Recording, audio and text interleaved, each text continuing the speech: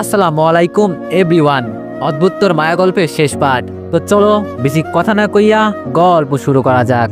আমি জানি আপনাদের সকলের মনে একই প্রশ্ন ঘুরপাক খাচ্ছে যে আমি আকাশকে কেন মারলাম, কিন্তু সত্যি জানলে আপনারা নিজেরাও আশ্চর্য হবেন এই শয়তানটা কি করেছে। আপনারা একটু অপেক্ষা করুন, বলছি। আগে নিজের বাকি রেস্টটুকু মিটিয়ে নিই। তনু আকাশকে আরো কয়েকটা থাপ্পড় মারে। তনুর আচরণে রীতিমতো সবাই আশ্চর্য সীমা ইতিমধ্যে ছাড়িয়ে গেছে। প্রশ্নবোধক চাহনিতে তাকিয়ে আছে সবাই তনুর দিকে। আর তনু পরবর্তীতে আকাশকে আবারও থাপ্পড় মেরে তাকে ধাক্কা দিয়ে দূরে সরিয়ে দেয়।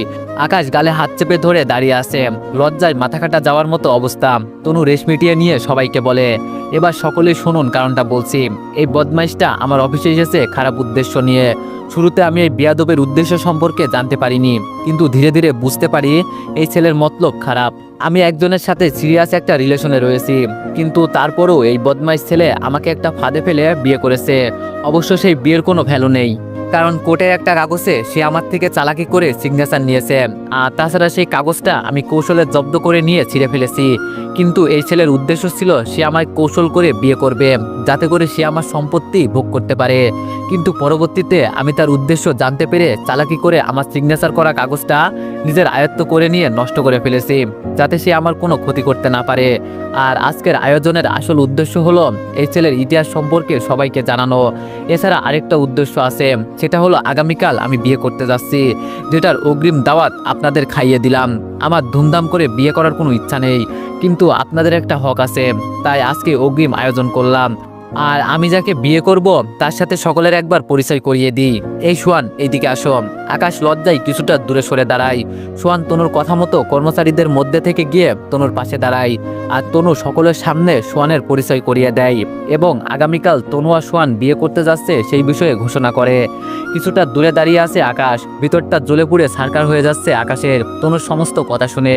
একটু আগে একগাদা মিথ্যা দোষ তনু আকাশের উপর চাপিয়ে দিয়েছে, যেটার একটাও সে করেনি। উল্টো তনু নিজেই সবকিছু করেছিল।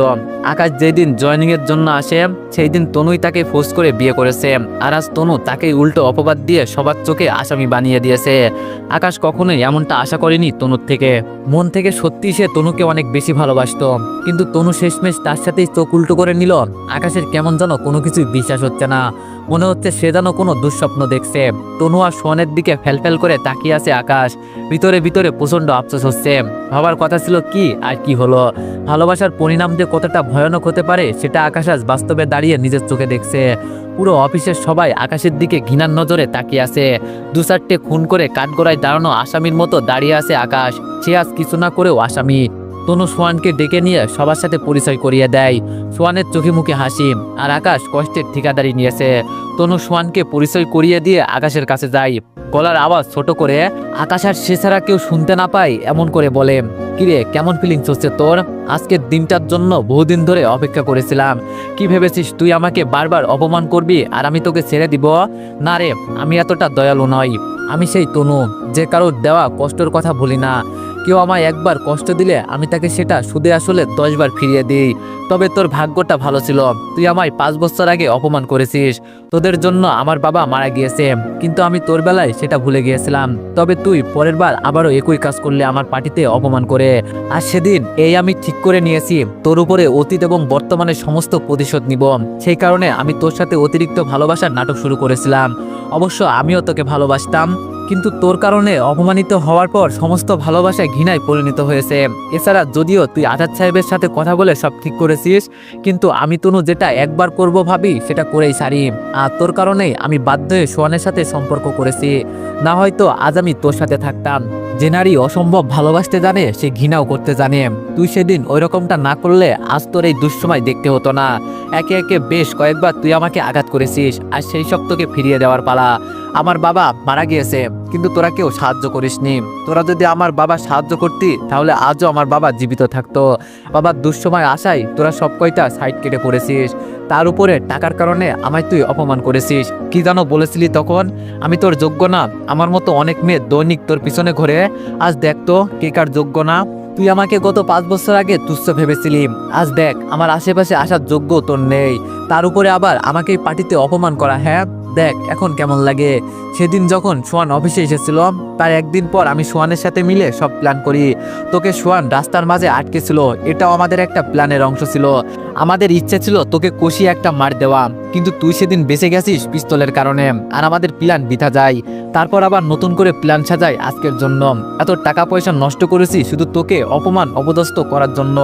তুই আমাকে ভরা মজলিসের সামনে অপমান করেছিস, তাই আমি ঠিক করেছিলাম তোকে একটা আয়োজন করে সেখানে ইচ্ছে মতো অপমান করব। সেটা তোকে আজ করলাম। আকাশের চোখ থেকে অশ্রু ঝরতে শুরু করে তনুর কথাই। যাকে সে সবটুকু দিয়ে ভালোবাসে সেই তনুই তার উপরে প্রতিশোধ নেওয়ার জন্য ভালোবাসার নামক জঘন্য একটা নাটক করেছে। দুই গাল লাল হয়ে গিয়েছে আকাশের তনুর থাপ্পড়ের কারণে। ভীষণ কষ্ট হচ্ছে আকাশের, টলমল করে চোখের পানি পড়ছে। কি পরিমাণ কষ্ট হচ্ছে আকাশের ভিতরে তা কারোর পক্ষে অনুমান করা সম্ভব না। তনুর দিকে ফ্যালফ্যাল করে তাকিয়ে আছে আকাশ। আকাশ ভাবছে আমি বরাবরের মতোই হতবাগা। আমি আমার দুঃখগুলো একটা গ্লাসে রাখি, গ্লাস গলে যায়। একটা কাঠের পাত্রে রাখি, তাতে আগুন ধরে যায়। একজন ঘৃণিত লোকের চুল্লিতে রাখি, ততক্ষণে সে মারা যায়। একটা উন্মুক্ত আগ্নেয়গিরির মুখের মধ্যে পুড়ে দিই, কিন্তু ওরা শূন্যপথে উত্তপ্ত লাভা হয়ে উড়ে যায়। আমার দুঃখগুলো কারোর সাথে ভাগাভাগি করার চেষ্টা করি, সে আমার মজা উড়িয়ে চলে যায়। আমি আমার দুঃখগুলো কোনো আলোকিত সমাজে রাখি, সেই সমাজে বিশৃঙ্খলা শুরু হয়ে যায়। আমার দুঃখগুলো আমি পুনরায় আমার নিজের ভিতরে ফিরিয়ে আনি, সেই দুঃখ আমায় কাঁদিয়ে ছারখার করে দেয়। আমি তাকে স্বার্থহীনভাবে ভালোবাসলাম, আর পরিশেষে সে আমার সাথে নৃশংসতা দেখালো। হায় রে দুনিয়া। তনুর দিকে তাকিয়ে চোখের পানি ছেড়ে মনে মনে আফসোস করছে আকাশ। তনুর বিন্দু পরিমাণ মায়া হচ্ছে না আকাশের চোখের পানি দেখে, উল্টো আরো প্রতিহিংসা দেখিয়ে বলে, আরে বাহ, তোর তো দেখি বেশ লজ্জা, অল্পতেই তোর চোখে পানি বেরিয়ে গেছে। আমি তো ভেবেছিলাম তোর মধ্যে লজ্জাবোধ বলতে কিছুই নেই, কিন্তু এখন দেখি তোর চোখ দিয়ে পানি পড়ছে। তার মানে একটু হলেও তোর ভিতরে লজ্জা আছে। তবে তোর লজ্জা থাকা না থাকা দিয়ে আমার কোনো লাভ নেই। আর তোর চোখের পানি দেখে আমি আর গলছি না, তাই তোর জন্য ভালো হবে বৃথা চোখের পানিগুলো নষ্ট করিস না। কারণ এখন মাত্র একটা ধাপ গিয়েছে, আরেকটা ধাপ এখনো বাকি আছে। সেজন্য বলছি চোখের পানিগুলো আপাতত বাঁচিয়ে রাখ, একটু পর কাজে লাগবে। আকাশ তনুর কথা শুনে বুঝে উঠতে পারে না তনু কিসের ধাপের কথা বলছে। ইতিমধ্যে তনু আকাশকে সজোরে এক ধাক্কা দিয়ে উল্টে মাটিতে ফেলে দেয়। তারপর সে সরে যায়। সোহান এগিয়ে আসে আকাশের কাছে। আকাশ নিজেকে সামলে মাটি থেকে উঠার আগেই আকাশের কলার চেপে সোহান ধরে। আকাশ পুরোপুরি নিশ্চুপ। সোহান আকাশের কানের দিকে নিজের মুখ কিছুটা এগিয়ে তনুর নাই দুইজন ব্যতীত কেউ না শোনে এমন করে বলে, খুব দেমাগ বেড়েছিল তোর, তাই না? খুব অহংকার হচ্ছিল তোর তনুকে পেয়ে। দেখ তনু এখন আমার। আগামীকাল আমরা দুজনে বিয়ে করে সংসার শুরু করব। আগামীকাল সারা জীবনের জন্য তনু আমার হয়ে যাবে। আগামীকাল থেকে তোর তনুর শরীরে আমি স্পর্শ করব। ওর উপরে আগামীকাল একান্তই শুধু আমার অধিকার থাকবে। আকাশ সোহানের কথা শুনে সোহানের দিকে কিছুটা আক্রোশ নিয়ে তাকায়। সোহান আকাশের তাকানোর দেখে আকাশকে বলে, সেই দিন পিস্তল নিয়ে বহু বাহাদুরি দেখিয়েছিস, কিন্তু আজ তোর বাহাদুরি আমি ছুটিয়ে দিব। সোহান আকাশের উপরে বসে নৃশংসভাবে আকাশকে মারতে আরম্ভ করে, কিন্তু আকাশ একটু টু শব্দও করে না, চুপচাপ পড়ে পড়ে মার খাচ্ছে। অফিসের সবাই দৃশ্যটা তাকিয়ে তাকিয়ে উপভোগ করছে। কেউ আকাশকে বাঁচাতে আসছে না, কারণ সবার নজরে আকাশ ঘৃণিত। সোহান আকাশকে মারতে মারতে আকাশের নাক মুখ ফাটিয়ে রক্ত বের করে ফেলেছে। নাক মুখ থেকে অনর্গল রক্ত পড়ছে আকাশের। কেউ কোনো মনুষ্যত্ব দেখাচ্ছে না আকাশের জন্য। সোহানের ভিতরেও কোনো মায়া দেয়া কাজ করছে না, সে প্রহার করেই চলেছে আকাশকে।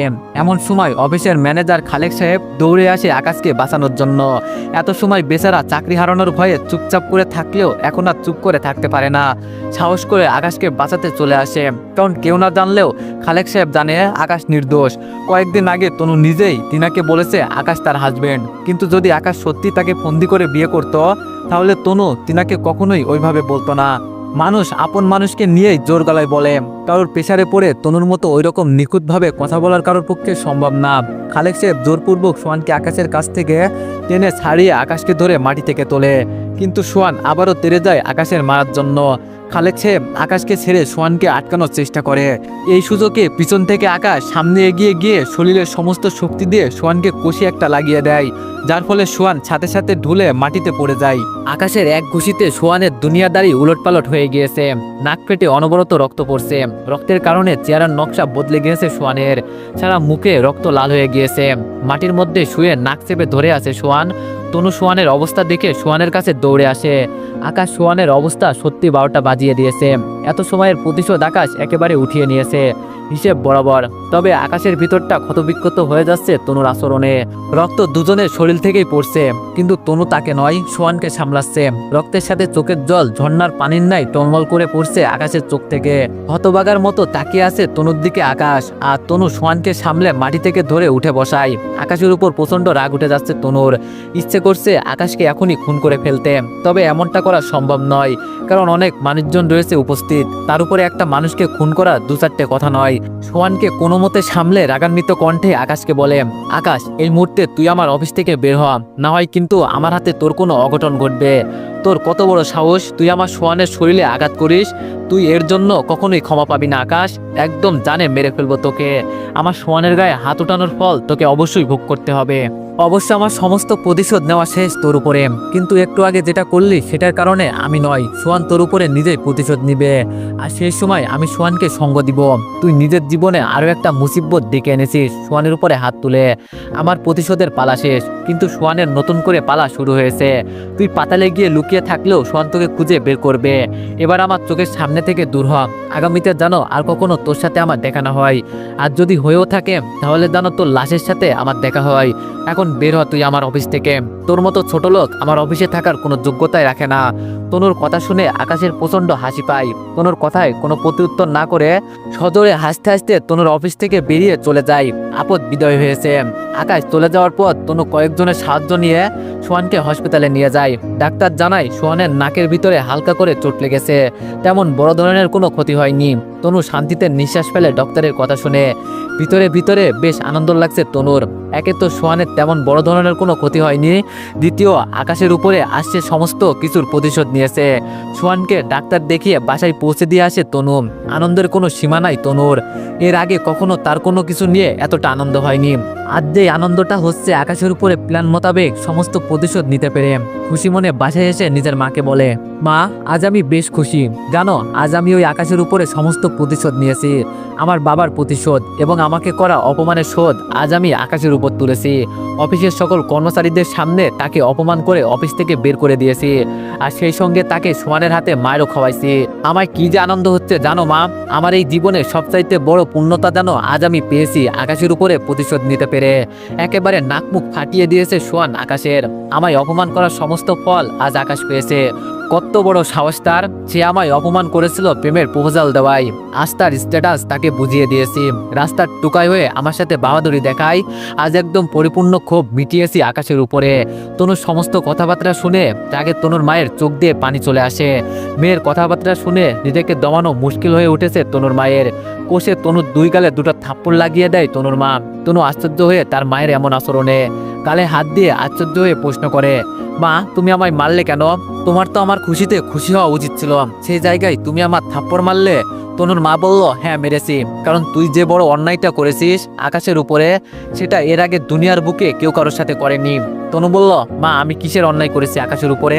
অন্যায় তো সে আমার সাথে করেছে। তাকে প্রেমের প্রপোজাল দেওয়ায় আমাকে অপমান করেছে। আমার বাবার দুঃসময়ে তারা সাহায্য না করে আমার বাবাকে মরার জন্য ছেড়ে দিয়েছিল। আজ তাদের কারণে আমার বাবা বেঁচে নেই, তার উপরে সে আমার পার্টিতেও অপমান করেছে। আর তুমি বলছো আমি তার উপরে সমস্ত কিছুর প্রতিশোধ নিয়ে অন্যায় করেছি? তনুর মা বলল, হ্যাঁ, তুই অন্যায় করেছিস, আর তোর অন্যায়টা এত বড় যার কারণে সৃষ্টিকর্তার আরশ কেঁপে উঠেছে।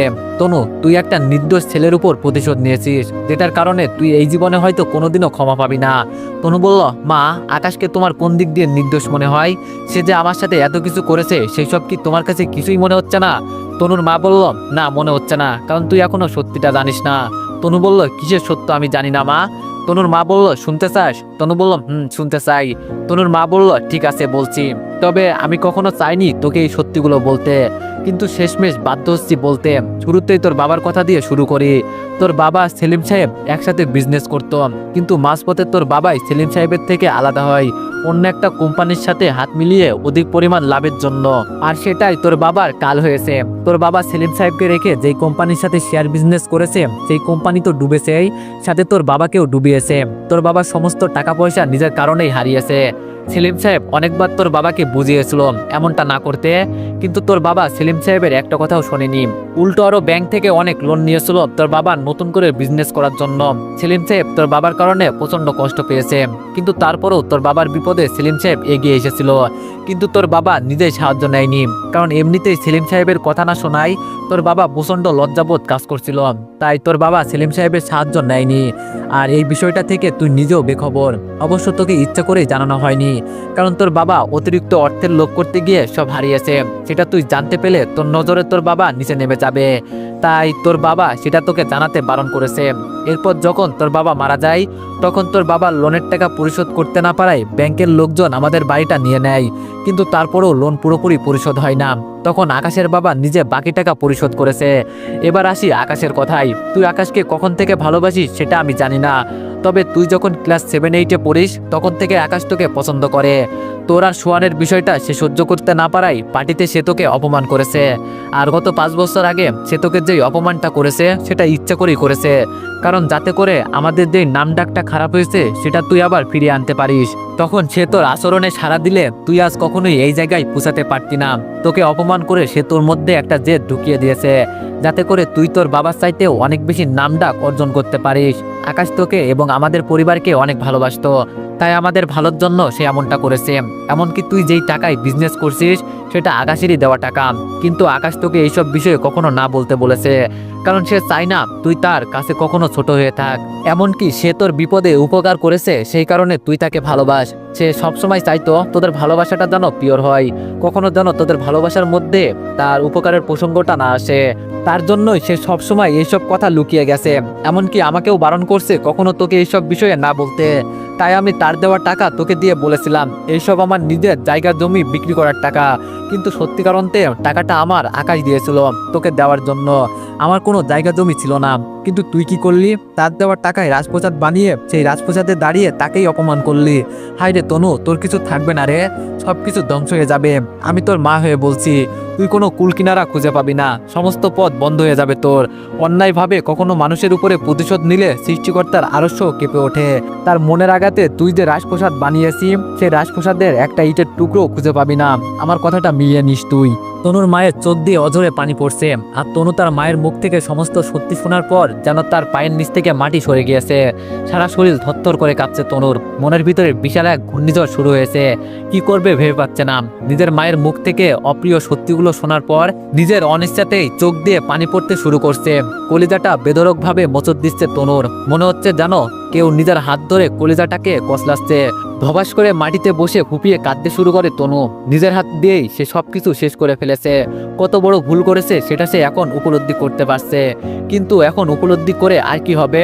যা হবার তা তো হয়েই গিয়েছে। মেয়ের কান্নাতে মায়ের কলিজায় এক ফোঁটাও ফরক পড়ছে না।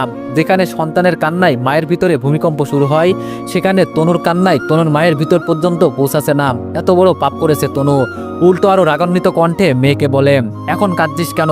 তোর তো আনন্দে থাকার কথা প্রতিশোধ নিতে পেরে। আমি বারবার বলছিলাম এমনটা করিস না, যা হবার হয়ে গিয়েছে গত 5 বছর আগে, কিন্তু না, আমার কথা অমান্য করে তুই ঠিকই প্রতিশোধ নিয়েছি। আসলে তোর মতো মেয়ে আমি গর্বে ধরে নিজের গর্বকে কলঙ্কিত করেছি, এছাড়া আর কিছুই নয়। একদম কাঁদবি না, কাঁদলে গলা টিপে মেরে ফেলবো। মায়া কান্না থামা। তনু বলল, ও মা প্লিজ এইভাবে বলো না, সত্যি আমি অনেক বড় ভুল করে ফেলেছি না বুঝে। মা প্লিজ আমাকে একটাবার শুধরানোর সুযোগ দাও। তনুর মা বলল, আমার কাছে সুযোগ চেয়ে কোনো লাভ নেই, সুযোগ যার কাছে চাইলে কাজ হবে তার কাছে গিয়ে চাম। তনু মাটি থেকে উঠে দাঁড়ায়। তার মা ঠিক কথাই বলেছে, ক্ষমা তার আকাশের কাছে চাওয়াই উচিত। 1 সেকেন্ডও আর দেরি না করে গাড়ি নিয়ে আকাশের বাসায় চলে যায়, কিন্তু আকাশের বাসায় গিয়ে জানতে পারে আকাশ বাসায় যায়নি। বাসায় না পেয়ে গাড়ি নিয়ে এই দিক সেই দিক পাগলের মতো খুঁজতে থাকে আকাশকে, কিন্তু কোথাও আকাশের দেখা মেলে না। অসংখ্যবার ফোন করে, কিন্তু ফোন প্রতিবারই বন্ধ আসে। তনু না খেয়ে দিয়ে সেই বিকাল 4টা থেকে আকাশকে খুঁজে বেড়াচ্ছে। রাতের বাজে 11টা, এখনো আকাশের দেখা মেলেনি। রাস্তার এক পাশে গাড়ি থামিয়ে আকাশের মায়ের কাছে ফোন করে জিজ্ঞেস করে আকাশ বাড়ি গিয়েছে কিনা, কিন্তু আকাশের মা ভয়ার্ত কণ্ঠে জানায় আকাশ এখনো বাসায় ফেরেনি। এত রাত হয়ে গেছে কিন্তু এখনো আকাশ বাড়ি ফেরেনি। হতাশাগ্রস্ত হয়ে ছেলের বাড়ি ফিরে আসায় প্রত্যাশায় বসে আছে রহিমা বেগম। ওইদিকে তনুর ভিতরেও প্রচন্ড ভয় হচ্ছে আকাশকে নিয়ে। আবারও গাড়ি করে খুঁজতে শুরু করে আকাশকে। রাতের বাজে 12টা, এখনো অবধি আকাশের খোঁজ মেলেনি। এত খোঁজার পরেও না পেয়ে হতাশ হয়ে চোখের পানি ফেলতে ফেলতে বাড়ি ফিরে আসে তনু। শরীর প্রচন্ড ক্লান্ত। চোখের পানি গলাবে এখনো পড়ছে সেই বিকাল থেকে। বাড়ি ফিরে ক্লান্ত শরীর নিয়ে নিজের রুমে প্রবেশ করে। এমন সময় হুট করে তনু দেখে আকাশ তার রুমের মধ্যে দাঁড়িয়ে আছে। তনু আকাশকে দেখতে পেয়ে কোনো কথাবার্তা ছাড়া এক দৌড়ে আকাশের কাছে গিয়ে আকাশকে জড়িয়ে ধরে। আকাশ কোনো কথাবার্তা বলছে না, চুপ করে দাঁড়িয়ে আছে। তনু উপলব্ধি করতে পারে আকাশের মনে প্রচন্ড অভিমান জন্মেছে। অভিমান ভাঙাতে আকাশের চোখে মুখে অসংখ্য চুমু এঁকে দেয় তনু, কিন্তু তাও আকাশ কোনো কথাবার্তা বলে না। তনু বুঝতে পারে আকাশের রাগ এভাবে ভাঙবে না। আকাশের রাগ ভাঙাতে হলে অন্য কিছু করতে হবে। হাত চেপে ধরে আকাশকে নিয়ে সোজা ছাদে চলে যায়। এরপর ছাদের এক জায়গায় নিয়ে গিয়ে পাশাপাশি বসে এক একবার এক একটা করে আকাশের রাগ ভাঙানোর চেষ্টা করে। কখনো আকাশের গালে চুমু খাচ্ছে, কখনো আকাশকে এটা সেটা বলে হাসানোর চেষ্টা করছে। এভাবে 2 ঘন্টা কেটে যায়। অবশেষে 2 ঘন্টার প্রচেষ্টার পর আকাশের রাগ ভাঙে। তনুর কাছে পারস্য বিজয় করার মতো লেগেছে আকাশের রাগ ভাঙানোটা। তনুর পাগলামি দেখে মুচকে এসে দেয় আকাশ। তনুর মুখেও হাসি ফুটে ওঠে আকাশের রাগ ভাঙাতে পেরে। এমন সময় তনুর কাছে একটা ফোন আসে। কাদের মধ্যে ঝুলে থাকা ছোট্ট সাইড ব্যাগ থেকে ফোনটা বের করে রিসিভ করে তনু। তখনই অপর পাশ থেকে একজন বলে ওঠে, 2 ঘন্টা আগে রোড অ্যাক্সিডেন্টে একজন লোক মারা গিয়েছে। জিনার শরীর অ্যাক্সিডেন্টে একদম ক্ষতবিক্ষত হয়ে গিয়েছে। আমরা কোনোভাবেই শনাক্ত করতে পারছি না কে লোকটা, তাই লাশের বিষয়ে কাউকে ইনফর্ম করতে পারছিলাম না।